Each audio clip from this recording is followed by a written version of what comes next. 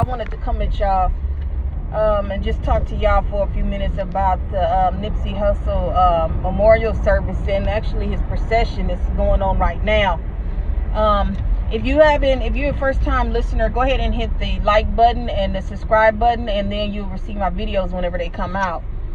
So, and I appreciate all the support, and I thank everybody for the comments and everything like that on my previous videos, and y'all chiming in. But I wanted to go ahead and still talk about with this, because I think that his funeral service hit on a lot of important points, and you had to really watch. Now, first of all, I'm gonna say this again: whoever it was that was getting the tickets and then selling them online, that's foul. You know what I'm saying? This man had already had his life taken and been exploited, and then you turn around and got somebody who's selling the tickets like that. You know what I'm saying?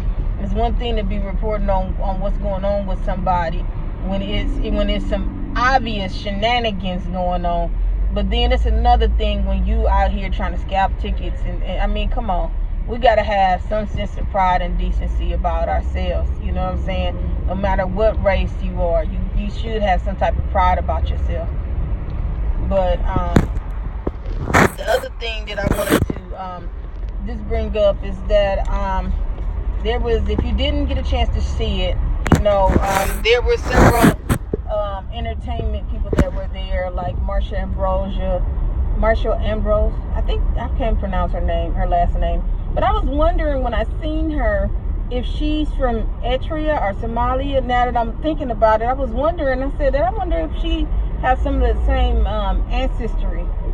I wonder if that's what it was. But Stevie Wonder was there, YG was there, Snoop was there. It was several people that was there. Anthony Hamilton, he performed also, and the lineup was cool. I like the lineup because I feel as though they had people that was very real about with different things. And shout out to his brother Black Sam, because if he didn't keep it all the way funky, I don't know who did. You know what I'm saying? He was one of the real ones. And you know what? I almost fell out because he gave it up for the hood. He gave it up so hard for the hood. It's like he just walked up on I don't know who and just gave it up. He gave it up for him. You know what I'm saying? I want to stand up and start clapping, because that's how you keep it 100 right there. But if you ain't seen it, you can Google it online and Google his part, because or look on YouTube, because I'm quite sure somebody done copied it, cut it, and edited it, and everything else. You know what I'm saying? But and for the ones that's talking about he ain't black, I can't think of what old girl name is. She got a video out talking about he not black, and he never liked black women and all. You know what? Hey, that man is gone. And dead men can't defend themselves. You know what I'm saying? Leave that alone. I have never seen him saying nothing to the point that he was just like he didn't like black women. I've never seen that. And you know what? I haven't seen everything, but you know what? You got other men who don't like, black women, and you got a lot of black women who don't like black men.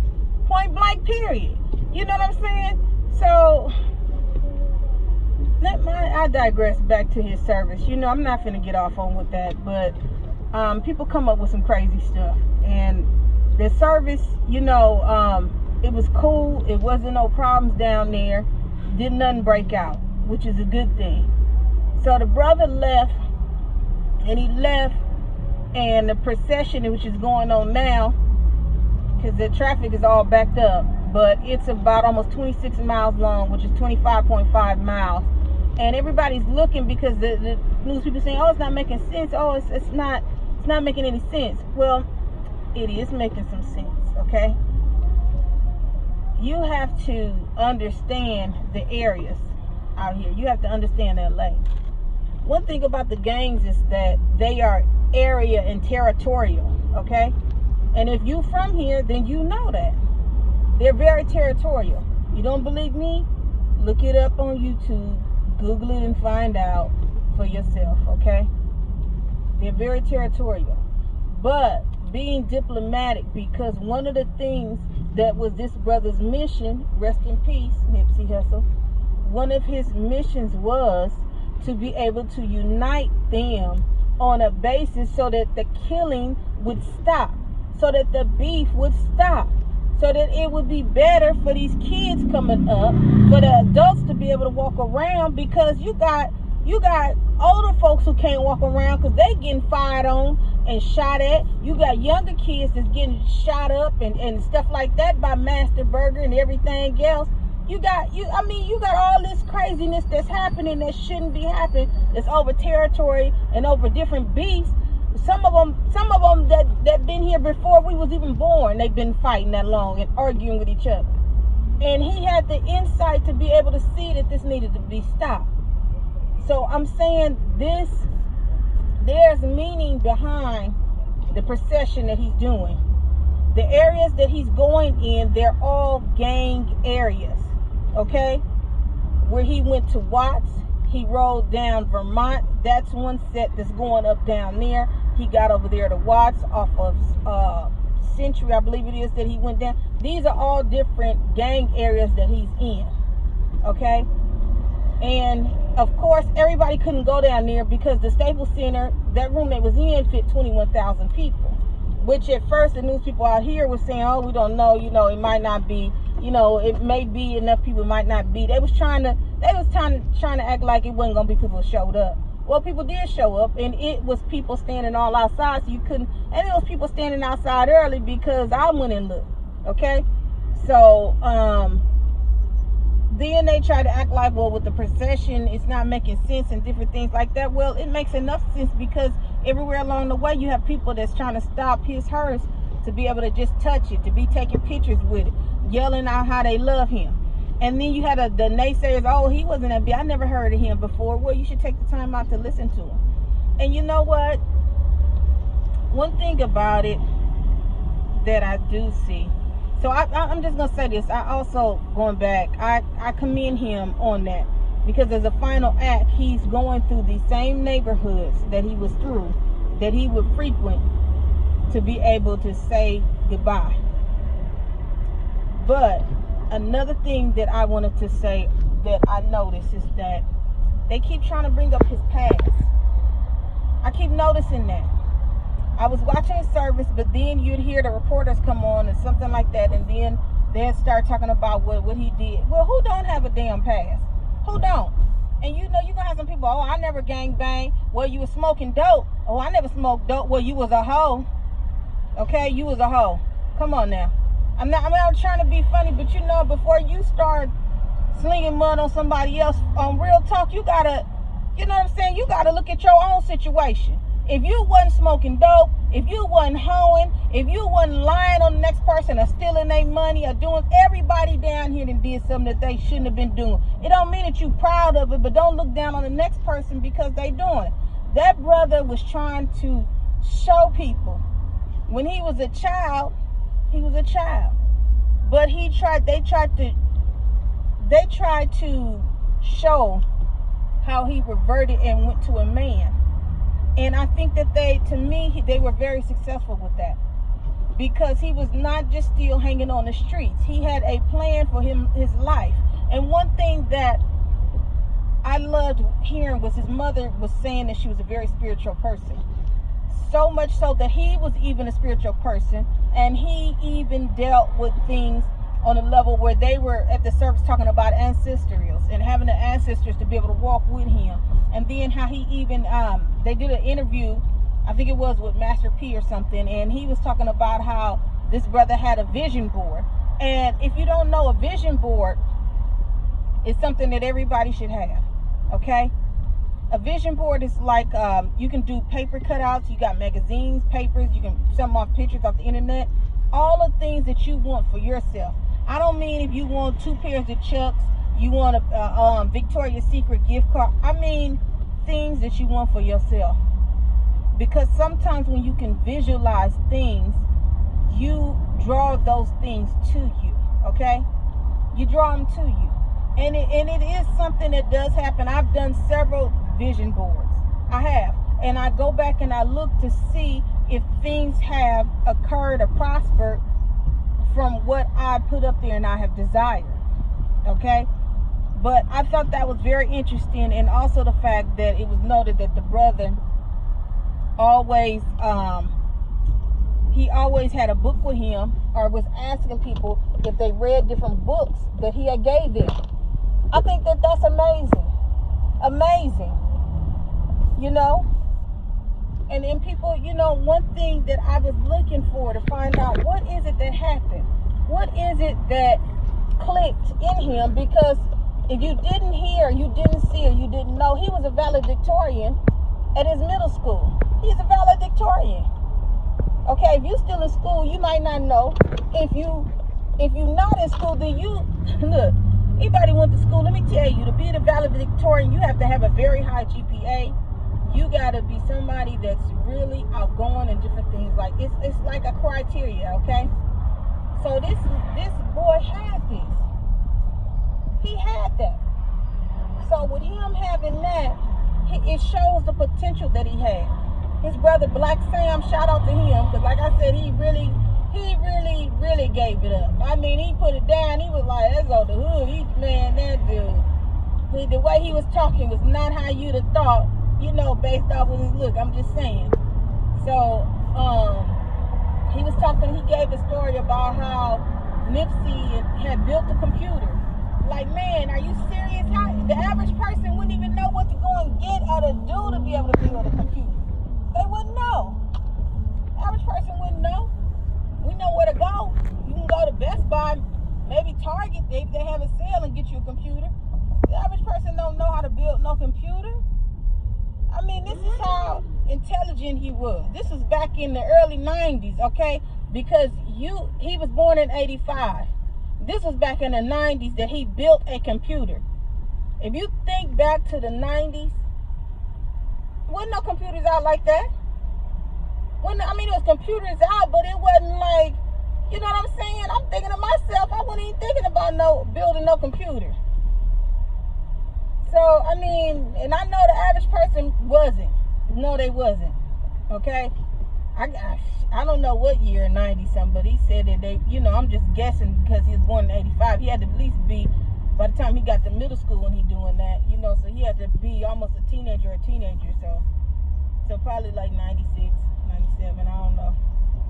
But it is what it is. And I just wanted to say they said a lot of good things, and they talked about the transition and things like that. And like I was saying, I was trying to really figure out what it was that happened in his life that he became with part of the hood, because you can tell a difference with him. So when his mother got up and she spoke, she made this distinction to say that she had married someone who was very abusive or alcoholic or something like that. Okay? It was some kind of issue that was there in the home, and there was a separation. But it's not to down the man, because he still stayed in their lives where he could. Okay? And I'm going to tell you, ladies, a lot of times these brothers get involved with different people and they go and get into things that they shouldn't. But being responsible enough, I don't know what all the man was involved with, but you have to use your sense, but still she allowed him to come in and to visit with his children when he was able to. So that kept that connection there. Okay? Now, you can tell a difference from how happy they were as kids when he was in the home, and how the change happened when the father was out of the home. There was a change that was there. You can tell. It was obvious. But then I can also say you can tell the obvious change from Nipsey Hussle from when he was gangbanging to when he started leaving that alone. You can tell that change in that man. You can tell that change that came over that man's life. You can tell that. So I'm saying that to just say this. I think it was a beautiful memorial service. They're still out here with him. Everything is packed. I did catch a few of the things that they were saying. Some of them were saying they did this to him. if you go back and look, I mean, because I know it's going to be people saying, how you know? If you go back and you look, you'll hear, like, his sister said it. I heard Black Sam said it. I think Lauren London said it too. They. So that lets me know. Everyone knows what a pronoun is. He, she. They is more than one. They is plural. Okay? So that means that there was more than one person that was involved in this. I want you guys to go back and look at the video. More than one person says they. More than one person is saying it. And I think the truth still is going to come out. I think we just got to wait a little bit longer for it. But I do believe it's going to be well worth it once the actual truth come out. I think people will be more easy and more settled with it, because people still are not settled with it. You can tell when somebody been done unfairly, and people still are not settled with it. You know, so I think that if you didn't get a chance to see it, you can go and see it. You look on YouTube, and you can do different edits and look at the different people that's on there. And if you don't want to watch the whole service throughout like that, I was thinking that it was a hit or a sacrifice, but I don't know about that. I'm gonna do another video about it, and you know, we'll talk about it in that video. But this is just a review on his memorial service, and they also talked about how the brother was giving money to different schools, you know, helping to revitalize the schools where the kids was at, giving them money, you know, non-discretionary funds so that they can use it however they need to be able to help out with the school. It was amazing. You know, a lot of things like this you don't hear about it until celebrities pass away. You know, but I think it's wonderful that he was doing all these different things. And also, Farrakhan was there. Farrakhan was there, and he spoke also. So I thought that was that was speaking on his stature. And then President Barack Obama sent a letter also, which I think really once again speaks highly of his nature. You know, and you know, the word get out about you. If you somebody good, the word get out about you. And if you somebody that's out here talking crazy and wiping people, you know, wiping your butt with people's feelings and stuff like that, hey, the word get out about you even faster. That's what I think. I think it get out about you even faster. But I think the next thing is that as a people, we just need to look at how we're gonna move forward. And, you know, continue with this marathon. Continue it going. It can't just be this week, you know, we from Nipsey, and then next week, we on to the next thing in somebody else's business, and then, you know, not making a change or a difference. I think at this point in time, I think it just got to be a change. I feel like his passing was just like the kickoff to a change that we got to make. That's honestly how I feel. I feel like it's a kickoff to a change. And we just got to be ready to make it. Either you're going to be ready to make this change, or either you're going to end up being one of the people that get left behind. And it would be sad to be left behind on something that's going to end up being very beautiful. You know.